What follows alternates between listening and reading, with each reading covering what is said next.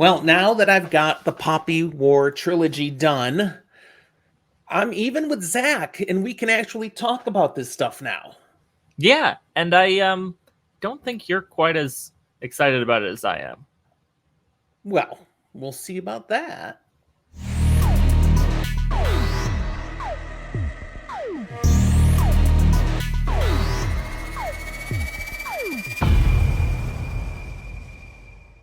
Hi there! This is Fantasy for the Ages, the show where father and son sit down and talk about today, for sure, some fantasy books.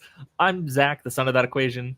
And I'm Jim, the father, and thanks for joining us here today, as indeed we talk about some fantasy, R.F. Kuang's Poppy War trilogy, which for some reason Zach thinks I'm not excited about. I Well, really liked these I books. saw you reviewing them as you read them in our Discord, and you gave them good ratings, but you also gave some comments of especially near the end, and I was like, man, I don't think he thought this one stuck the landing as well as I'd hoped he might have thought it would. I'm curious, but also it's a little hesitant for what you're gonna think. it's aged well in my thoughts here now. Okay. All of you watching here today, thanks for being here. If you enjoy what you hear us talk about, don't forget to hit the like button somewhere around there. Tell us. And if you haven't subscribed yet, we hope you will. Lots of great content here on Fantasy for the Ages for you to enjoy. So, the Poppy War. We've got 3 books we're talking about. And let's just kind of wander through the books a little bit here and see where our conversation goes. This is a full spoiler episode, people. So if you haven't read these, you should not be here. Unless you just never want to read them, because there won't be many secrets left after we're done. The Poppy War, book 1 of the trilogy, is called The Poppy War. Came out in 2018. It starts out sort of as a Harry Potter style. You know, you've got this young person who wants to go to school and takes the test to get to Synagard, earns a free ride. I guess there were other schools she could have gone to, but she would have had to pay for it, and she doesn't have the money. Synagard, whereas this is like the top school. And if you're that good, the government pays for you to come. Yeah. And it really does hit in a place that doesn't feel too original of a concept, in the idea of like we've seen this before. Someone by their own force of will or strength taking themselves out of a bad situation by going into trials or a school or a whatever you want situation. But it does have a different flavor than some things, and it almost immediately sets its tone as a little bit harsher than most things that I see doing this trope, because it's a very YA trope. It leaned into the trope for a while still, though. I mean, you're getting there, and in a way, they're all taking classes together and then working their way up towards getting into houses, basically. Who's going to take you on as your main sponsor? Who's going to be your McGonagall? You know, that's kind of what they're trying to figure out. What will I study under? Who will be my master? And here our lead character, Rin, or Runin, Rin is the nickname, ends up with the one wackadoodle professor. Yeah. Zhang. And there's so much more to him that we have no idea in this book. Oh, there's so much there. And I'm like, do any of the people at Synagard know who he really is? Absolutely. They would have had to, right? Not a lot of them, but like the various heads of different factions and stuff, I think. Because he's untouchable. Either and there's a reason. Had to because of why he's untouchable, or at previous times fought with him in the previous Poppy War. Right. You know, we don't get this backdrop up front here, but we know that there's an empress. Okay, the ruler of this nation. The name of the nation right now. It's been so long since I read this. Nakata. Okay. And the empress was part of a triumvirate that ruled. So there was an emperor, there was an empress, and there was a third wheel. The gatekeeper. The gatekeeper. And all we know is 2 of them are gone. No explanation. We'll get that explanation as we work our way through the trilogy. But part of what's fantastic about this series is that what you think you know is not what you know. And No, it many keeps times. breaking down your assumptions, the things that it allowed you to believe. It's like, no, that's not right. No, that's not right. And we get that already right here in this one book because, man, Rin's at this school to learn military strategy, to learn history, to learn the various things that would make her into a general for her nation to defend Nakata against the various people, especially the Moganese, who are set up as the ultimate bad guys. But are they? They are bad, but maybe not the ultimate. But then she doesn't fall into any of those various people's training areas. She's not going to be a strategist. She's not going to be learning things. She's instead gonna learn with Jung, the religious drug addict. She spends chapters and chapters not learning anything, it seems. Yeah, there's a certain amount of like she has the aptitude for a couple of different things, especially the strategy one, possibly combat, but she's not accepted. She's here on a full ride, but she's still the peasant as opposed to everyone else who got in here on their full ride because they've had tutors all their lives. And lean into the trope a little bit more on that. Maybe trope is the wrong word. Not only is she not accepted, she's an orphan. So in the first place, the home she was coming from, she really wasn't accepted. She's just there, and she's used by her parents, who are opium drug dealers. Yeah. Oh, they're merchants, but it's a cover for the backroom opium deals that are going on all the time. That's what she's leaving behind, okay? Nothing good that she's come from. We don't know at first how she came to be an orphan. She's a war orphan of some sort. What war? What background? The Poppy War. But what are the details? Where were her parents? Where did she live? No clue. She doesn't even know those answers. And now she's at a school. Yay, a family it can be part of. And no, not even that's working out right. No. She does get some friends. Yep. She also gets some like very dark academia bully interactions, and it's like, ooh, is that the route we're gonna go with this book? Yeah, it's man. not, but it's not Najah. We're gonna talk Najah a little bit here. Not right yet. We'll save Najah, but dang, that is a complex character. But Alton is one of the ones that definitely attracts your attention here. Alton attracts everybody's attention because he is the ultimate loner.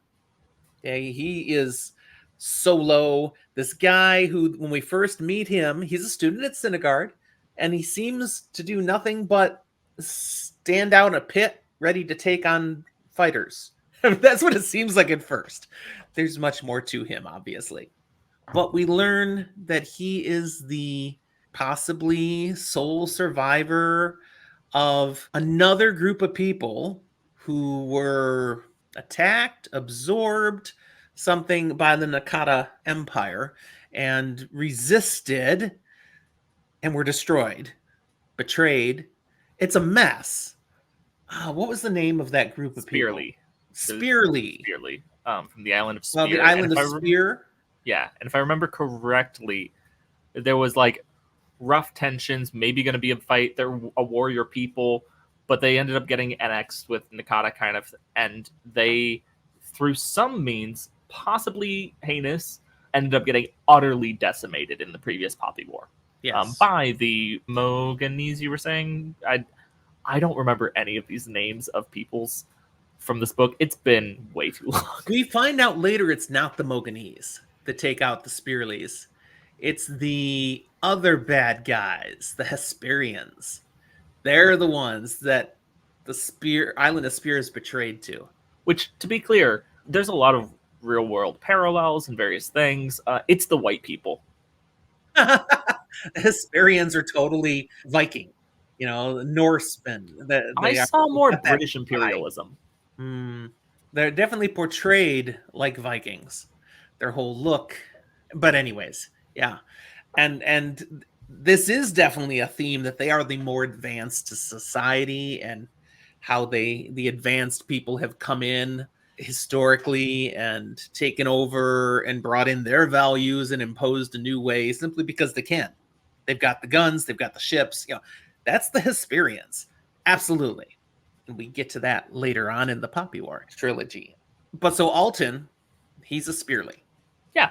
We learn something more eventually, not right away in book 1, but eventually about the Spearlies, that many of them were shamans. It was kind of a thing. And this is something Rin is discovering right here in book 1, that she can be a shaman. Now, what's a shaman? Turns out magic is real, but only kind of. Only kind of. As far as we understand it, it's like the gods are real, and through certain meditation and or drugs, you can reach them and access their power. You can channel their abilities. That sounds weird and trippy until you see someone throwing fire out of their hands, and you're like, oh, no, that's actually a thing. Literally, You're not even just hallucinating. Hands. I love when Rin can just, and it comes right out her mouth. Yeah. She destroys somebody at one point by basically kissing them. Mm-hmm. And not letting, like, holding their head to hers, and just flame is pouring down his throat out of her mouth. It's like, that's dark. That is really dark. Maybe halfway through the book, first book, maybe a little further, where suddenly we go, oh, this isn't just the story we thought it was, but suddenly we're more at war, things are crazy, oh, and the gods are real. Yeah. You know, Zhang agrees to take her on as a student. Doesn't usually have anybody that he's working with, but agrees to take her on because she's in a fight with, was it Alton? No, it's Najah? Yeah. Okay. And basically the Phoenix, one of the gods, the Phoenix power starts to channel through her without her consciously doing it. She kind of taps into it too a little. She starts to lose control, get all hot. And he realizes she's a natural shaman. I'm going to need to help her or she's going to die. And that could go badly for everybody around her. Her dying could be a nuclear explosion that kills an entire city. We come to understand this is something he can do as well. He can reach out and channel godly power, but he doesn't generally do it. And so a good 85% of his training is to not channel the power. Understand it, know what it is, but don't go there because it's bad. It's how to control and keep it at bay. And then all the work he has her do with meditation, with physical strengthening of her abilities and all, eventually works up so that she can reach out and contact her goddess, the Phoenix. And yet it's really hard. And then she sees how he cheats. Because he will access the gods by getting high. Apparently that makes it easier. It's apparently dangerous and maybe not great, but it works. We learn in the books there's kind of a sweet spot, okay? If you are altered, it's easier to connect potentially with the god that you have a synchronicity with. But if you get too high, it will break off your ability to connect at all. So you got to find the sweet spot. You want the buzz. Yes. Not the complete smashed. Now let's add in the problem that we've already talked about, the fact that Rin's adoptive parents are opium dealers. Opium is a problem, whatever context you're in. Very dangerous substance, especially if there's a chance of addiction. And if you're using something like opium to contact the gods on a decently regular basis, that's going to develop problems. Yeah. This word called addiction, it's real. It's a real world issue. It's a real problem in the books too. Now, her training, the glory days of Sinigard all come crashing down when we go to war. And the Moganese Empire has decided to try to take over Nakata. I guess they had been in charge of Nakata back before. They were an occupying force previously. Yeah, before the Empress and the Emperor and the Gatekeeper pushed them out. So here they come. They're coming to Sinigard, and every student has been drafted basically into the Nakata army now. And things go very badly, and they end up losing Sinigard. They end up having to run for their lives. Well, back up a step. In the lead up to that, all the Sinigardian students are assigned to different battle troops, armies, whatever. And Rin gets assigned to the Psyche. That's after That's Synagard falls. after it falls, because So I she don't want to gets get my order assigned. wrong. She gets assigned to that because of what happens in that battle. Right. Because what happens in that battle when Synagard falls is the gatekeeper, Zhang, goes all gatekeeper and releases all sorts of bad things into the world, which apparently he can do as the gatekeeper. But he basically lets go of all the control that he had over himself. We're going to find out there's more to this character later, but as far as we know, that's the end of him. Okay. But she sees that and goes, okay, I guess we're doing it. And there's some indiscriminate burning that happens. Yeah. Enemies, friendlies, it doesn't really care, but it does destroy. Everyone around can see now she's a shaman. She can channel this stuff. This is not normal. Most people can't do this. She can. So she gets sent to the psych, which I totally thought was Psyche. Psych. But in researching, I find because I did this on Audible. You did this as an audiobook. CYKE. Psych. Okay. I've been trusting your pronunciations, partially because you did this on audiobook. Yeah. I read this physically, so I'm like, I don't know how to say anything.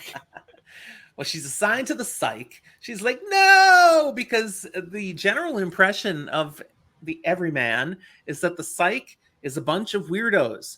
It's the part of the army nobody wants to have anything to do with.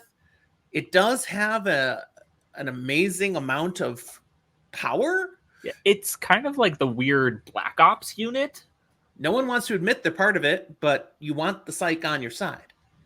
Definitely the kind of people where it's like, you need a secret assassination mission, it's probably going to them. But also, we don't want to talk about it. Right.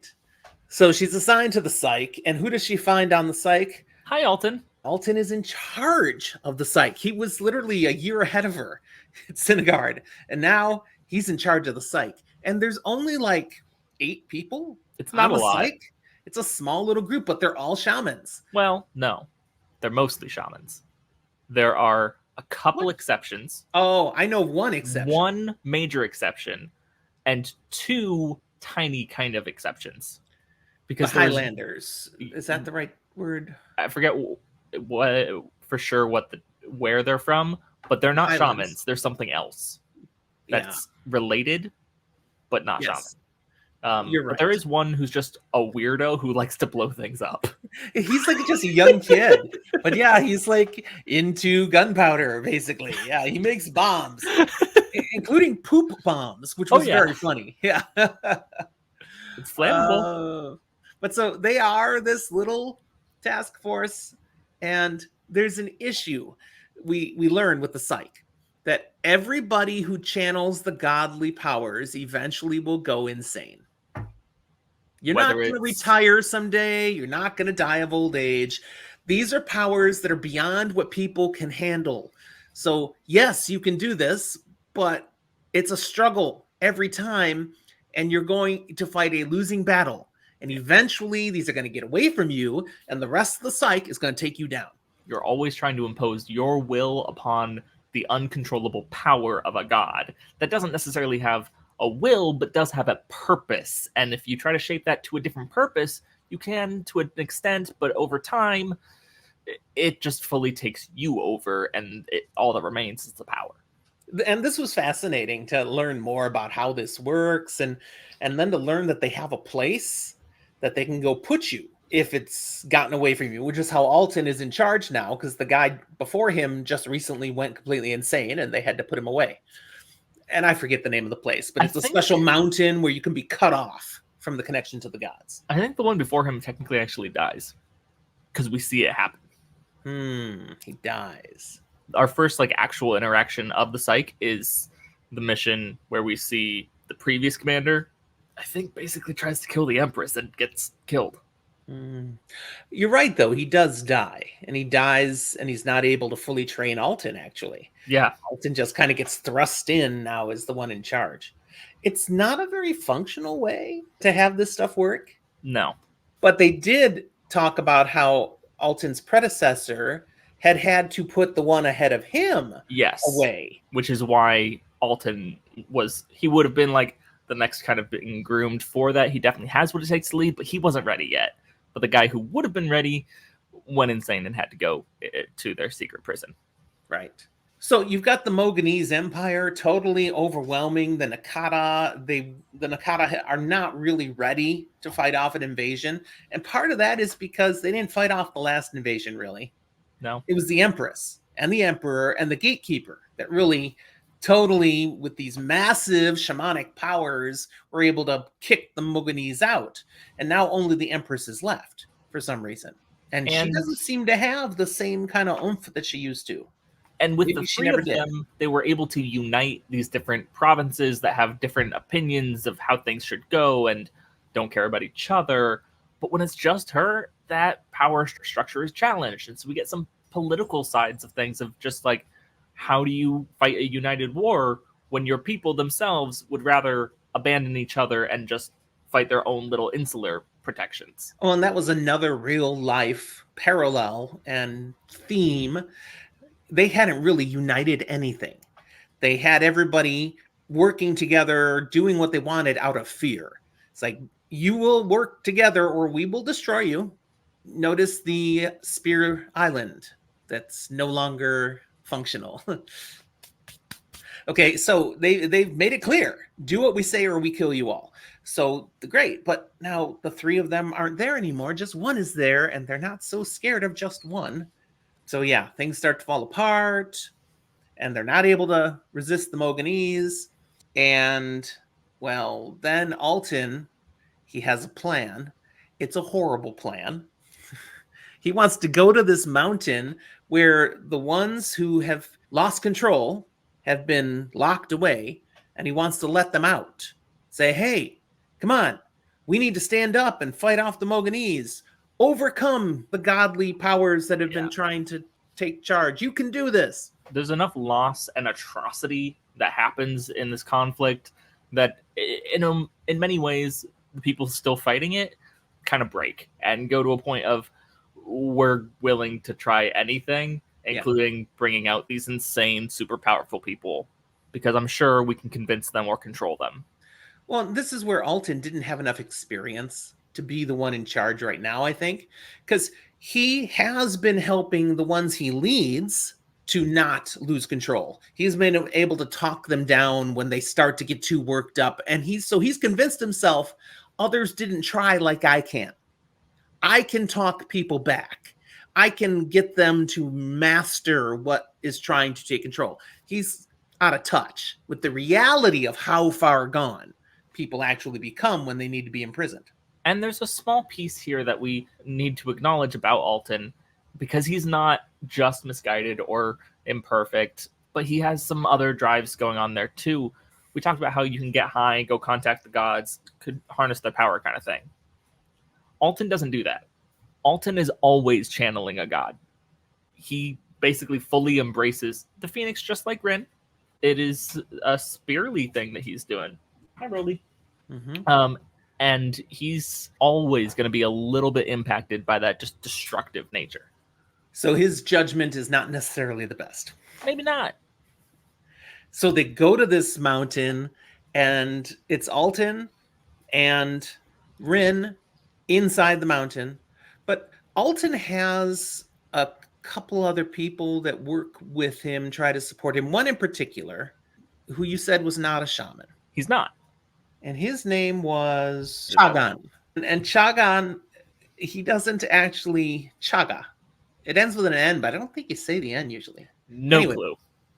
Chaga doesn't channel the powers, but he can go to the place, this psychic realm where you can see the gods, and he's able to interact, and he's been able to kind of help guide Alton at times, but Alton isn't listening to him anymore.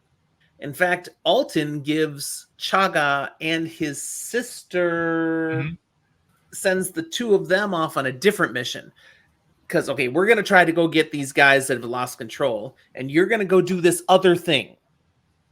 And it's something Chaga doesn't want to do, and we find out later what it is. It was foreshadowed way earlier in the book. Rin came up with it as a battle strategy. Yeah. There was a Kobayashi Maru kind of situation set up in their strategy class. And Rin said, right, this lesson is supposed to teach us that there are some things that the costs are too high. You cannot win some situations. You have to find some way to compromise or to give up to save lives or whatever. And Rin said, no, there is a way to win this. We will horribly destroy infrastructure and kill a lot of our own people, but if we break that dam, we will destroy the enemy. Yep. And that's what she saw as winning. And that's what they go on to literally do. the instructor was like, you can never do that. No. It's like, do you destroy the enemy? Yes. But do you win? No. Those are two different things. And boy, is that huge for the end of the trilogy. We'll come back to that. That's a theme. That is definitely a play-through theme. Very well done. Winning is not, no matter what the cost, that's not winning. Definitely not. And so we get to that. And, we're not going to talk about every single point in this book. So we'll get to that sooner rather than later. But again, Chaga goes with his sister and releases a dam and floods out a whole bunch of Moganese, but also a whole bunch of their own people, just instantly, insta-death as the big tidal wave comes down the valley. And it wipes out a whole bunch of crops and destroys a whole region. It'll be useless for years. That's a problem. And it was Alton's order. Go do it. While Alton, we're going to try to release some of these guys, and he just releases one. And it goes badly. Well, horribly wrong. They kind of released two. Because this is where we find the gatekeeper again. Yeah, we find Zhang. He's there. He's been encased here. And he willingly went in there. And when they let him out, he's like, put me back. No, put me back in. Put me back in. This is a bad idea, guys. You shouldn't be doing this. There's a reason people get encased here. Put me back. And they do. They put him back, and they let the other out, and it goes really badly. And it eventually actually leads to Alton's death. Yeah. And all of this going so horribly wrong, and now Alton even dying, is going to be the catalyst that leads Rin to make a horrific decision at the end of this first book. Rin finds out, yes, she is also Spearly. That's where she's orphaned from. She goes into Spear, and they're like innermost temple, and super connects with the Phoenix, and is like, let me destroy all of them. And they go, okay, are you sure? And she's like, yeah.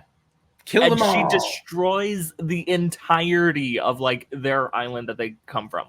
The entire thing. It turns out it's volcanic, and she's able, through the Phoenix power, to channel down into the earth and bring the volcano up to a massive cataclysmic eruption that, wipes out the entire island. At the end of the first book, a teenager commits genocide. And she's okay with that.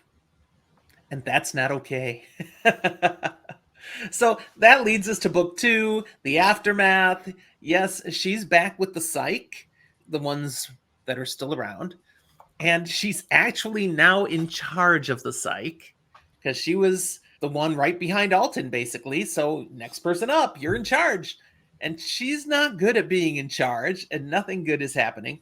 No, but things also go a little weird because they were betrayed kind of by the Empress and have been disavowed. So they're the Psych, but they're the Psych because they're bonded to each other, not because of their authority. And they're on Rin's orders doing what they can to kind of destroy the Empress and the Empire now that they just caused a genocide to save. That's their new order. See, Rin discerned that they were betrayed at that mountain to the Moganese by the Empress. So she's decided the Moganese actually were here in Nakata doing what they're doing because the Empress let them in. Mm-hmm. So she's not on our side. She's bad. She needs to be taken down. Now, Rin doesn't know everything, but the Empress has made some decisions that are questionable. There's no denying that. So they're leading the Psych on this mission to take down the Empress. And this is going to get ugly and weird. But one of the things that it ends up leading us to is Rin meeting the Empress and actually having a conversation. And we start to learn things are not what we thought. I love and hate the Empress as a character. Agreed.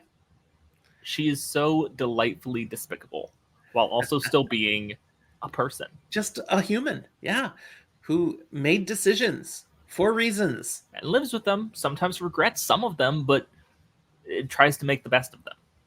She has multiple encounters with the Empress over the rest of the books.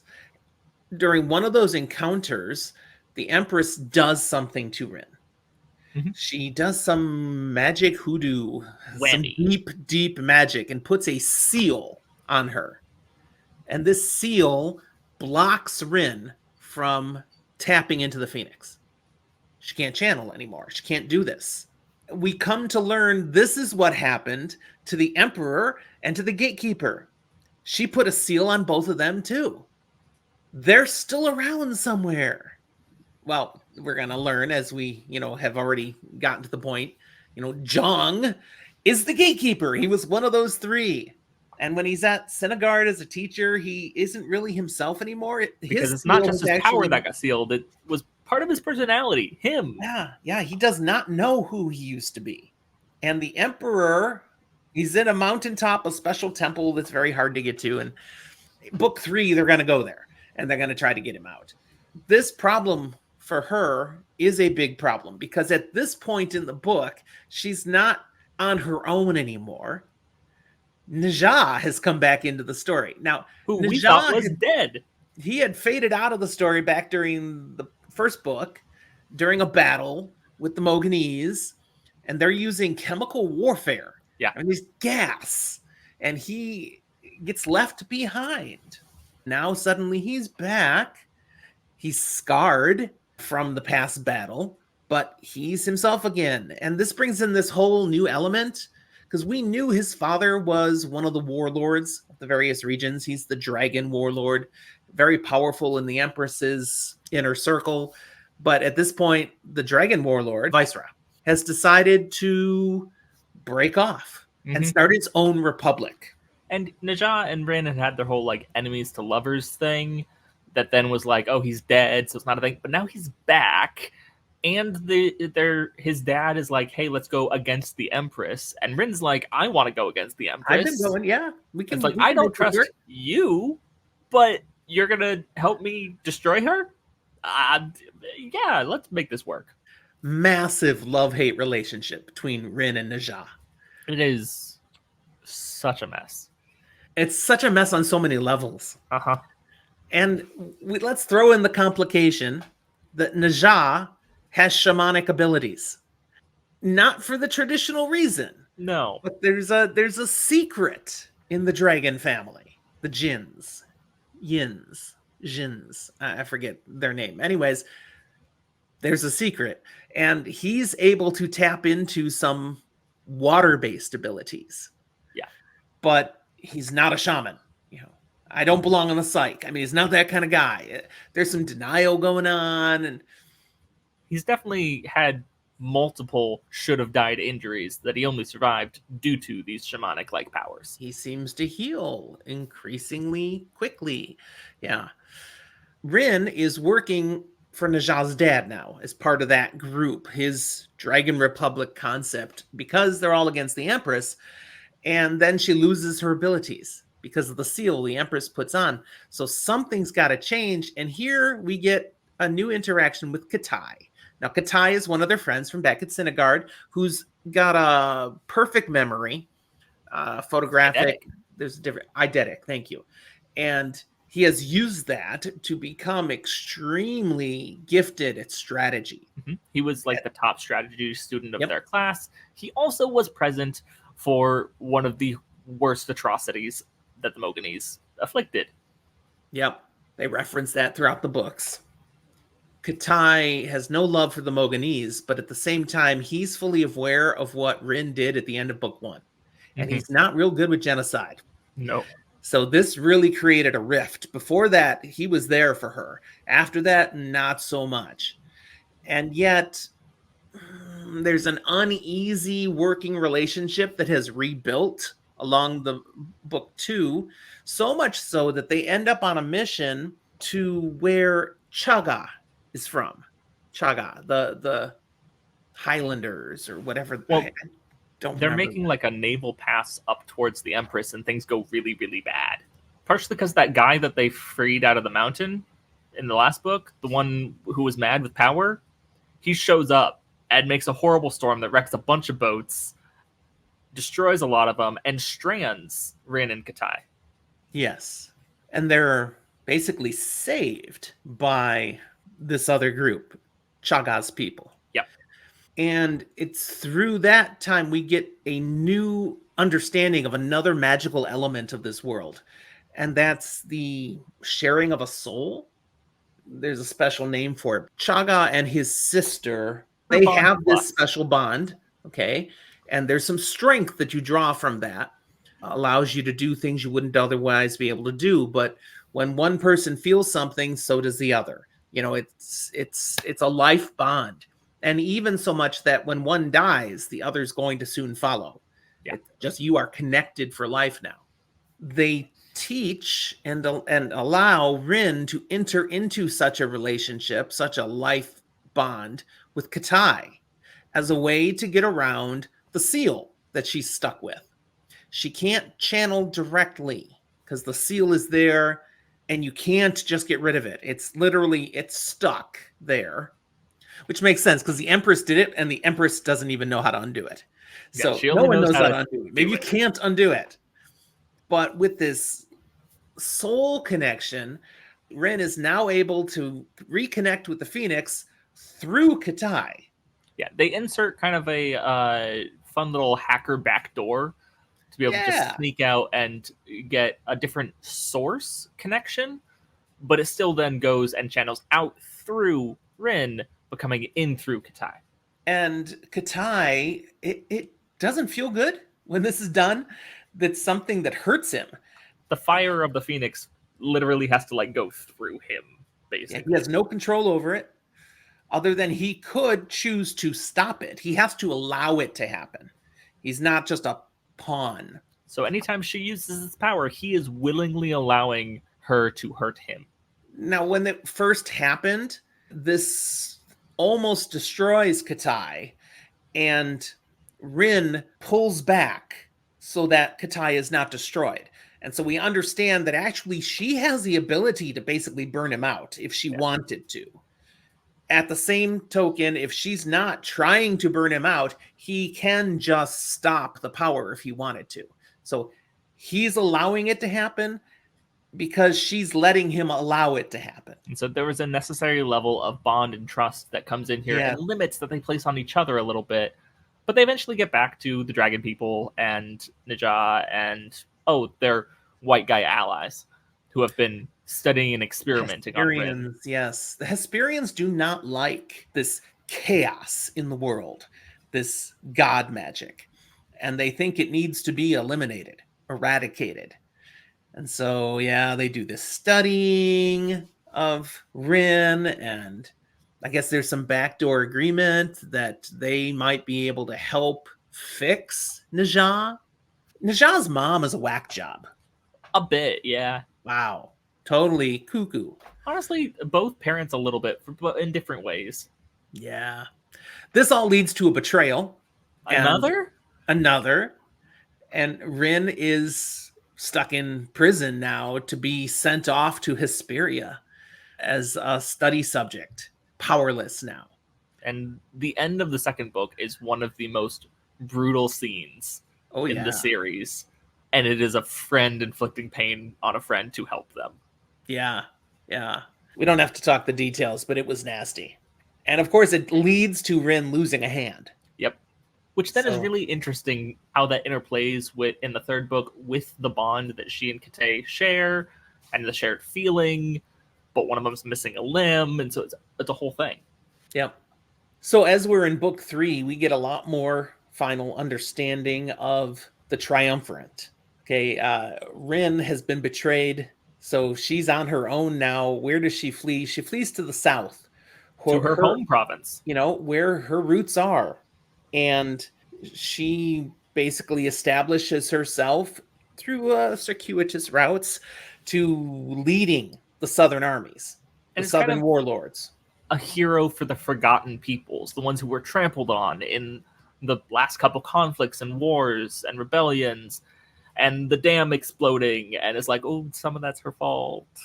And now they're going against the Dragon Republic. But you know, the enemy of my enemy is my friend. She ends up siding with the Empress. Yeah, it's a whole Because thing.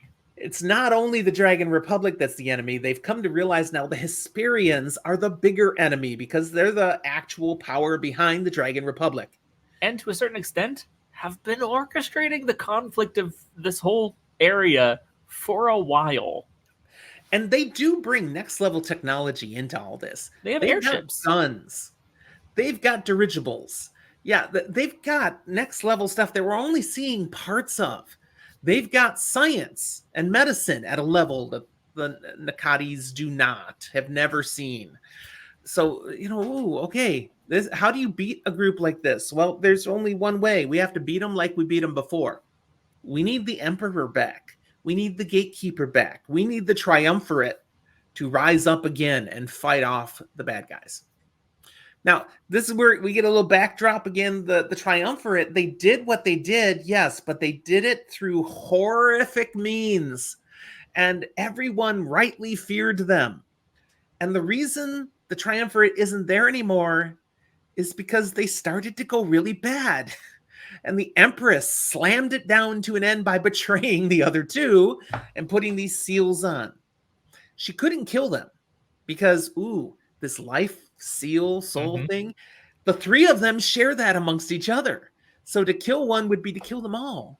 She couldn't do that. So yeah, with Zhang, wiped his memory basically, made him a doddering fool.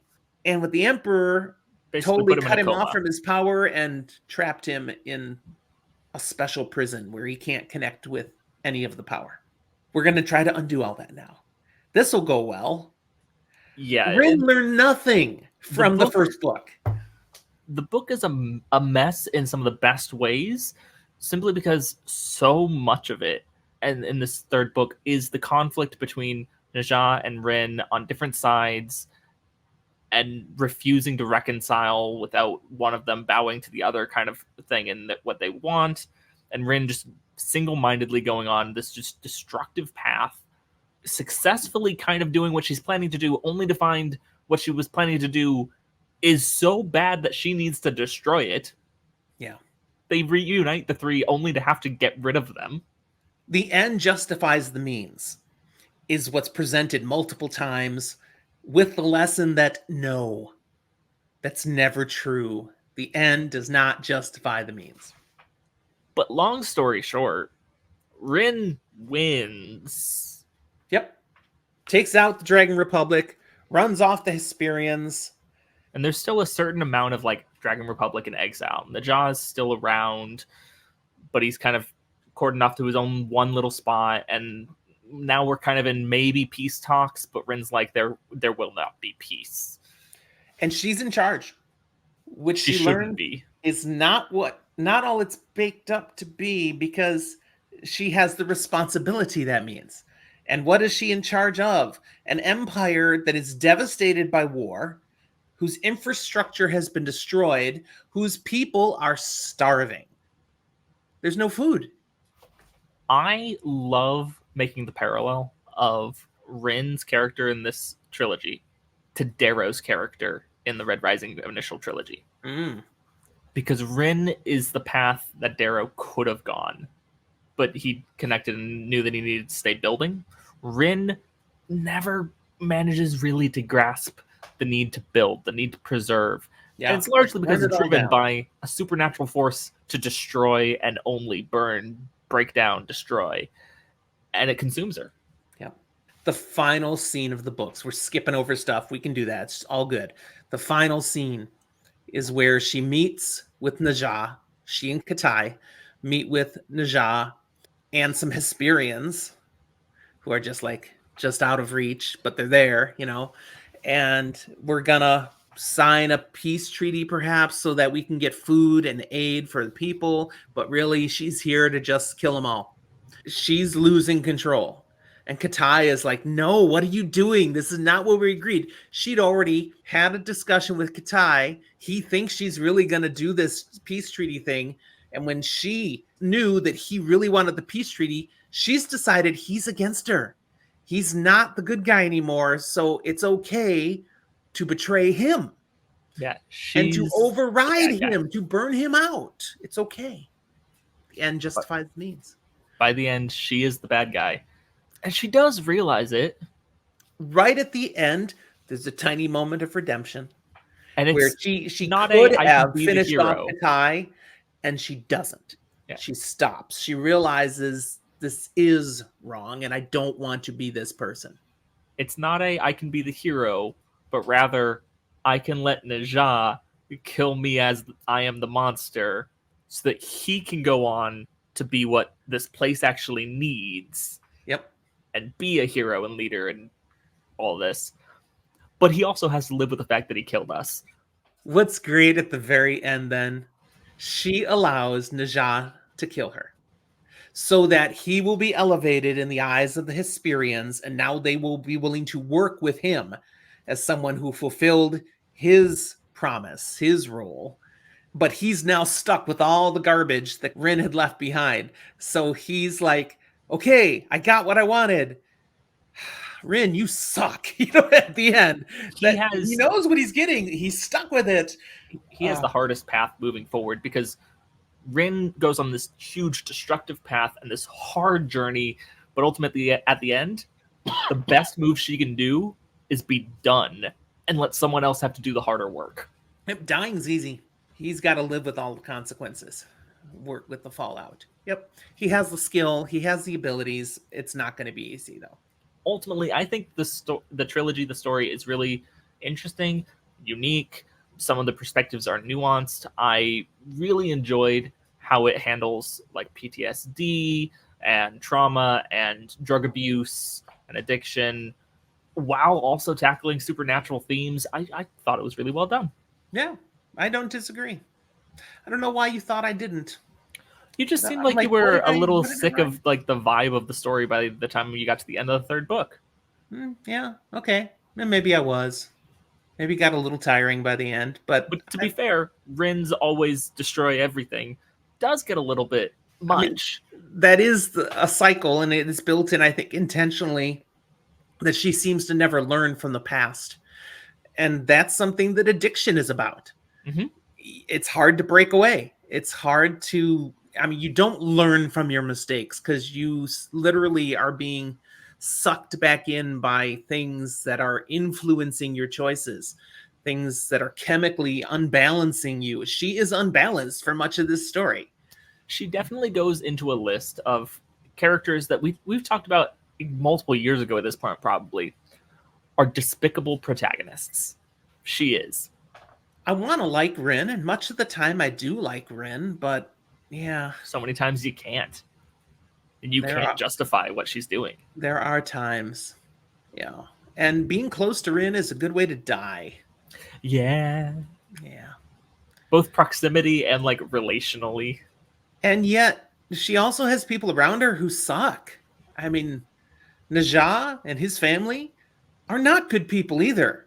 They have their own motivations that they've convinced themselves is right. I did not cry when Viceroy dies. No. Nope. I had no issue with that. By far, I think my favorite and one of, not necessarily the singular, but one of the most morally good characters is Kate. Who I keep saying Katai because that's how the audiobook does it. I have no idea. I know you look at the spelling, it's Kitay. So I know why you say Kate. Yeah. Katai has morals. He's great. He has absolutes that he holds himself to and has to keep compromising them because of his support of Rin. And that's really hard for him. Well, and to be honest, he has his own shit that he's dealing with, and he doesn't deal with it very well. But compared to Rin, he's great. Yeah, and there's a bunch of other characters we didn't talk about in here, but they're very entertaining. It's a very colorful series with lots of elements in here. R.F. Kuang did a great job writing this. And I understand the next book, Babel, is even better for Kuang's writing style. I think her writing is even better, and I love it as what it is. It's very different. Uh-huh. While having some still like definitely Eastern influences and origins that partially makes sense due to her education. She knows way more about those cultures than I ever will. Sure.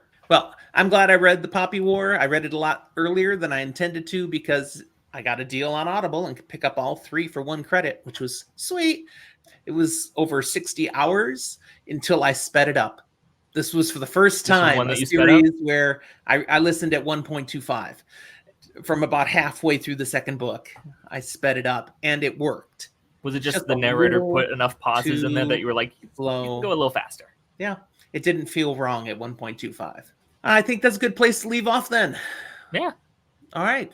Go read The Poppy War if you haven't. Of course, why are if you... You're here. You probably have. We've just ruined the entire trilogy. If you have thoughts on The Poppy War, different from what we said, that's what the comment box is for. Go ahead, put them down there. Thanks for hanging out with us today. I hope you enjoyed the discussion. We'll talk to you next time.